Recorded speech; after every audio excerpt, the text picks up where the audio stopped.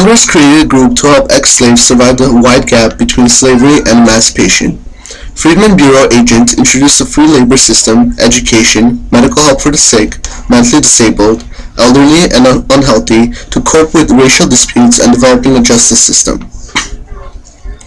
However, the amount of members were not enough. Funds were little, and the group had suffered greatly from opposition. Nevertheless, the group exemplified significant contributions to lead to the slaves into experiencing the true American dream. At the end of the war, camps provided runaway freed slaves with provisions, thus leading to the development of the Freedmen's Bureau. In addition to basic needs, the Bureau helped former slaves claim land for themselves to build a foundation for their newly adopted freedom. As the head commissioner, General Oliver Howard, the Civil War general, divided abandoned land into 40-acre plots for freedmen families.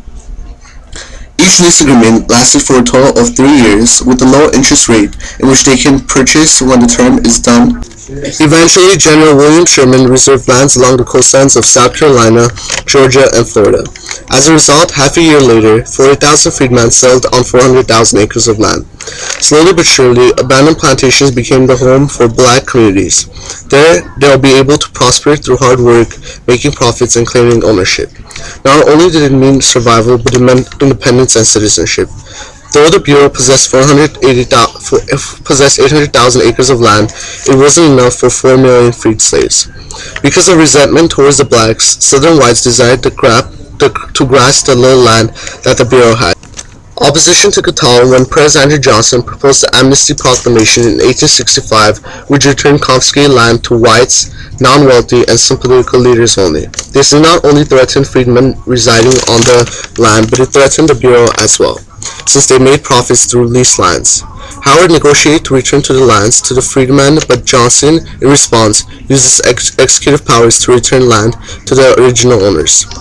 Freedmen felt betrayed because of the land that was taken away from them.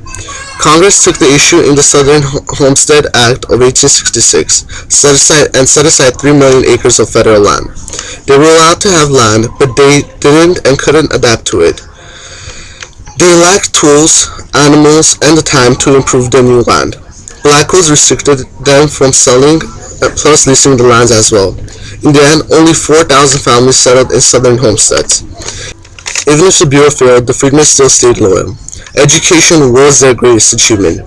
3,000 schools were constructed, and over 150,000 students were enrolled into school. They also assisted making black colleges, which was a great improvement, and this lasted until 1872. Due to the Reconstruction Act of 1867, the Bureau's responsibilities passed over to the military. The Freedmen's Bureau failed to provide land, but many hoped that acquiring the vote would provide the foundation for lasting freedom.